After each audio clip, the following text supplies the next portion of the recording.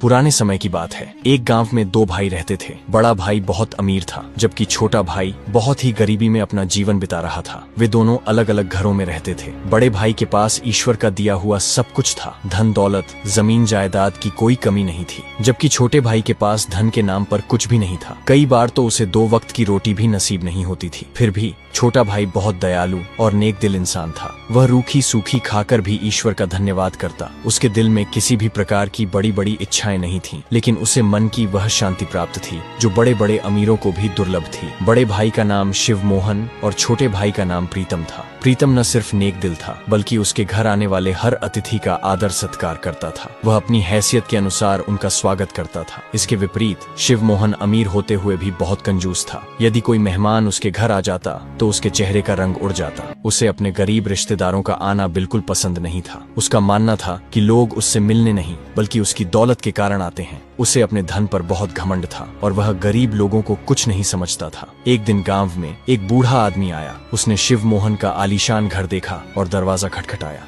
दरवाजे की आवाज सुनकर शिव मोहन बाहर आया। बूढ़े आदमी ने कहा, बेटा, क्या एक दिन के लिए तुम मुझे अपने घर में आसरा दे सकते हो? मैं बहुत थका हुआ हूँ और बहुत भूखा भी। शिव मोहन ने उसकी बात सुनकर तिरस्कार से कहा, अरे बाबा, क्या तुम्हें ये कोई धर्मशाला लगती है? मेरे घर में तुम जैसे भिखमंगों के लिए कोई जगह नहीं है। अच्छा होगा कि सामने जो टूटा फूटा घर है वहाँ चले जाओ। वहाँ एक आदमी रहता है, प्रीतम नाम का। वह तुम्हें जरूर आसरा देगा। यह सुनकर बूढ़े आदमी को समझ में आ गया कि शिव मोहन कंजूस और घमंडी व्यक्ति हैं। वह चुपचाप वहाँ से चला गया और प्रीतम के घर के दरवाजे पर जाकर दस्तक दी। प्रीतम मुस्कुराते हुए बाहर आया और बोला, कहिए बाबा जी, कैसे आना हुआ? बूढ़े आदमी ने कहा, बेटा, मैं बहुत थका हुआ हूँ। इससे पहले कि वह आगे कुछ कह पाता, प्रीतम बोला, बाबा, पहले आप अंदर आइए, बाकी बातें हम अंदर बैठकर करेंगे। प्रीतम उसे घर के अंदर ले गया, बैठाया और सबसे पहले पानी पिलाया। पानी पीने के बाद बूढ़ा आदमी बोला, बेटा, मैं इस गांव में एक बहुत जरूरी काम से आया हूँ। मुझे बस रात बिताने के लिए एक आसरा चाहिए। सुबह होते ही मैं चला जाऊंगा। प्रीतम ने मुस्कुराते हुए कहा, बाबा जी, इसे आप अपना ही घर समझिए। आप जब तक चाहें यहाँ रह सकते हैं। ये सुनकर बूढ़ा आदमी बहुत प्रसन्न हुआ। रात को प्रीतम ने उसे भोजन परोसा। भोजन में सिर्फ रोटी, नमक और पानी था। ये देखकर बूढ़ा समझ गया कि प्रीतम के हालात अच्छे नहीं हैं, लेकिन उसका दिल बहुत बड़ा है। उसने वह सादा भोजन खुशी खुशी खाया। खाने के बाद वह प्रीतम से बोला, बेटा, मैं जिस काम के लिए यहाँ आया हूँ, मैं चाहता हूँ कि तुम्हें भी उसमें शामिल कर लूँ, ताकि तुम्हारे हालात भी कुछ बेहतर हो सके। ये सुनकर प्रीतम बोला, बाबा, मैं आपकी बात ठीक से समझा नहीं। आप मुझे किस काम में शामिल करना चाहते हैं? तब उस बूढ़े आदमी ने धीमी आवाज में कहा कि, बेटा, आज से 50 साल पहले मैं इसी गाँव में रहता था।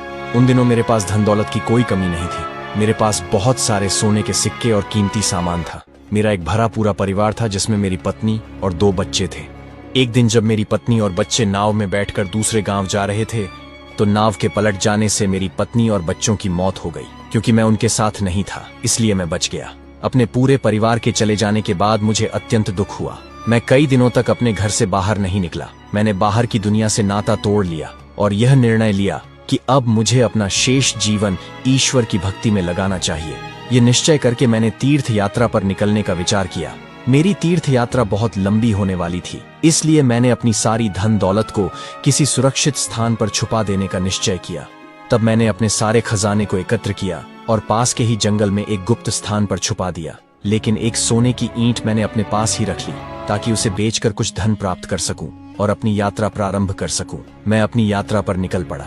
एक दूसरे शहर में पहुंचकर जब मुझे पैसों की आवश्यकता पड़ी, तो मैंने उस सोने की ईंट को बेचने का निश्चय किया। जब मैं वह ईंट लेकर वहां के एक सुनार के पास गया और उसे दिखाई, तो उस सुनार के मन में लालच आ गया। उसने उस ईंट की कीमत देने के बजाय मुझ पर चोरी का झूठा आरोप लगा दिया और मुझे फंसा दिया। वहां के कोतवाल ने मेरी एक न सुनी और मुझे चोरी के झूठे आरोप में जेल में डाल दिया गया। आज मैं कई वर्षों बाद अपनी सजा पूरी करके अपने गांव वापस लौटा हूं और अब मैं अपने उस छिपाए हुए खजाने को निकालना चाहता हूं। इसलिए मैं चाहता हूं कि तुम इस काम में मेरा साथ दो। यदि तुम मेरी सहायता करोगे तो मैं उस खजाने का आधा हिस्सा तुम्हें दे दूंगा। प्रीतम यह सब सुनकर बहुत प्रसन्न हुआ और बूढ़े बाबा की सहायता करने को तैयार हो गया।